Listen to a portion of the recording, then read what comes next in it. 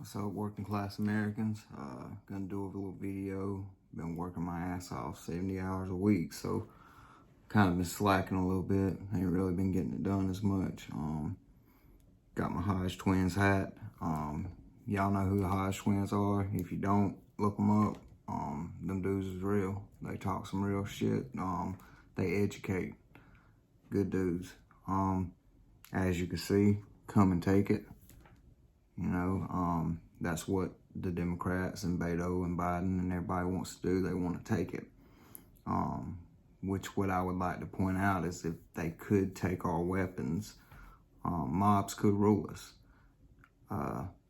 The young kid up in Wisconsin, the 17-year-old boy, him and some of his buddies, they went out, they were going to defend the business. I guess the guy had already had 2 businesses burned to the ground.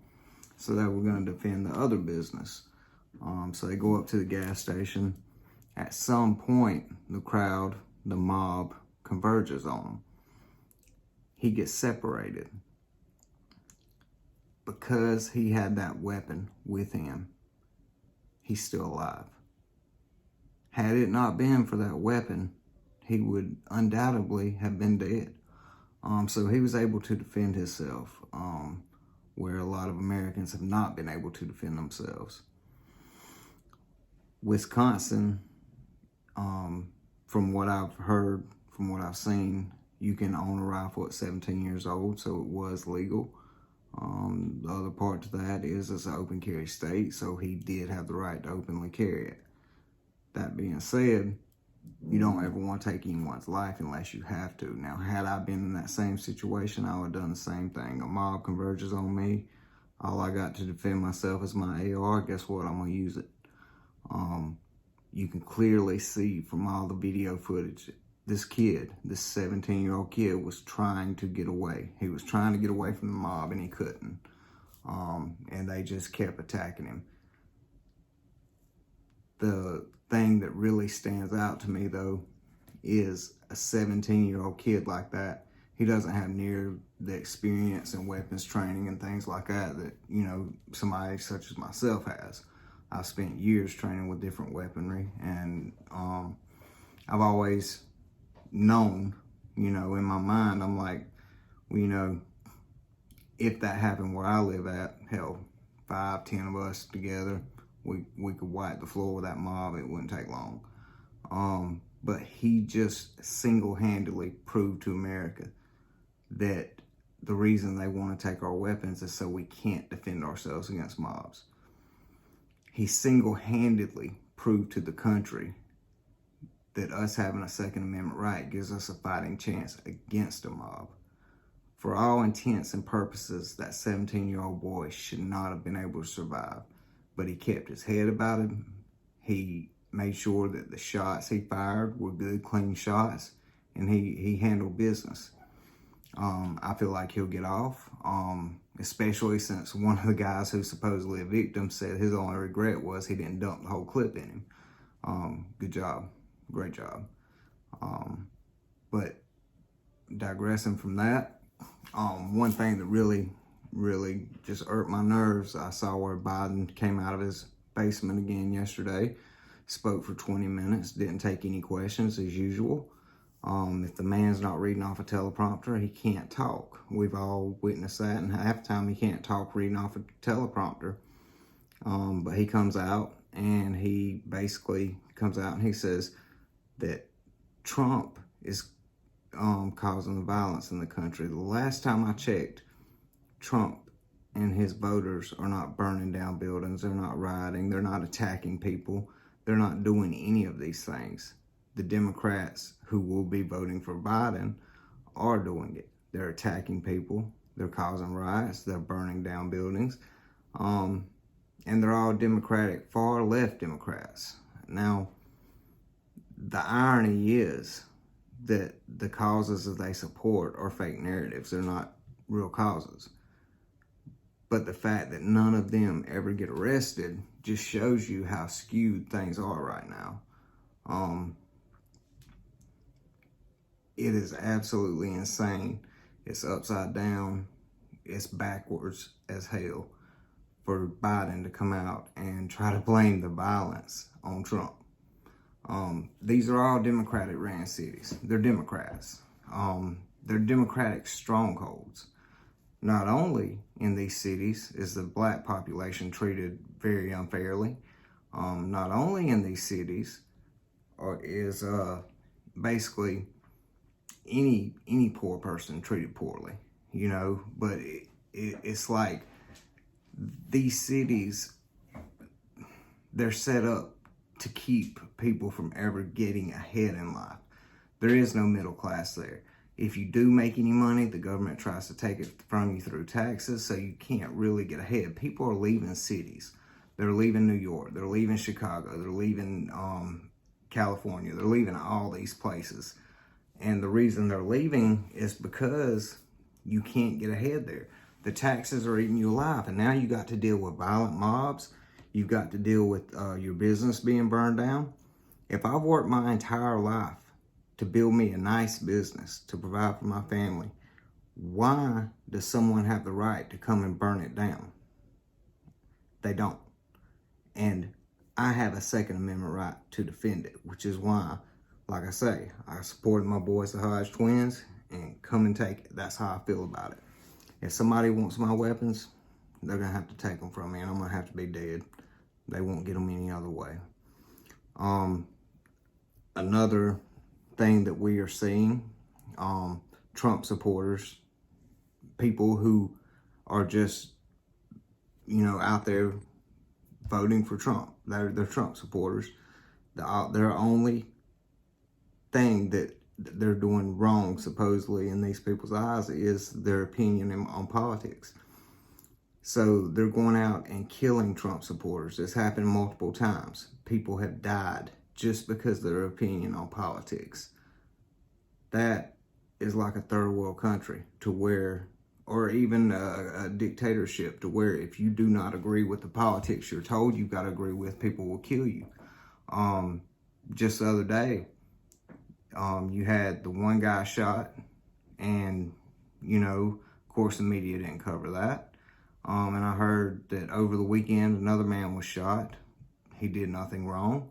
They killed him because of his political beliefs.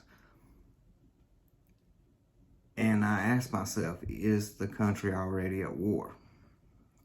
I think it is. You know, Biden said in his speech yesterday, he said, do you think the violence will stop if Trump gets elected?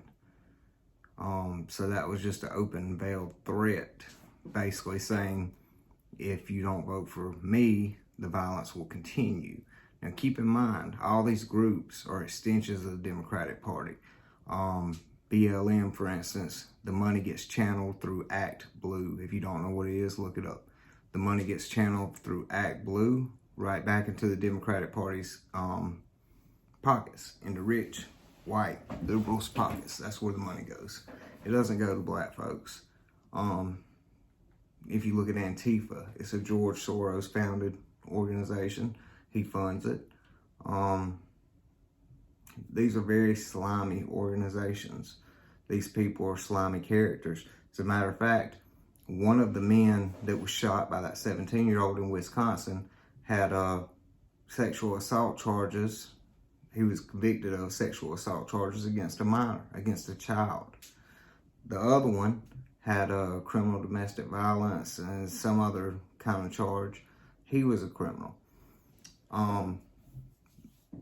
None of them are in jail. The guy who got shot in the arm, he was not allowed to have a firearm, but yet he tried to use a handgun on this teenager. So, first off, how warped is it that grown-ass men are trying to kill a 17-year-old boy? That's warped, okay?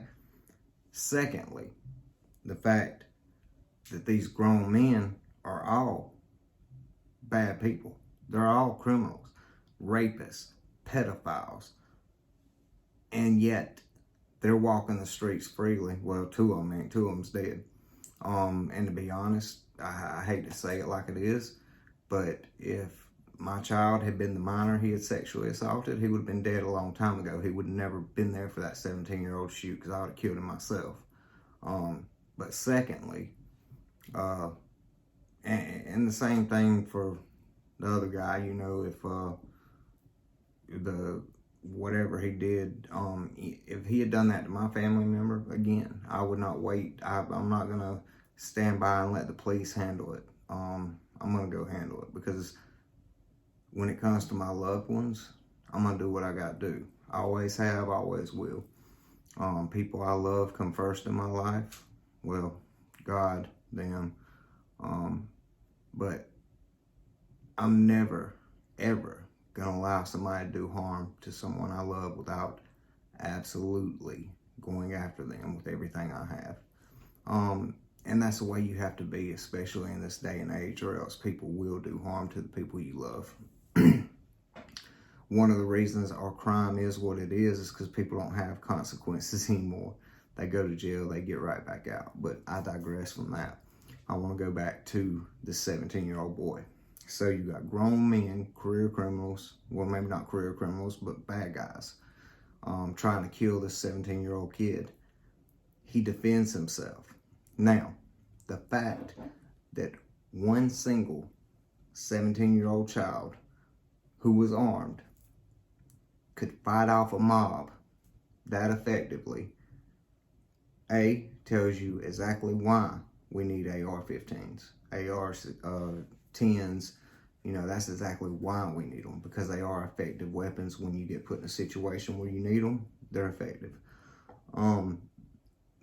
The fact that he was able to fight off that mob by himself shows you what 10 Americans who are very proficient with weaponry like that could absolutely destroy that mob, that group.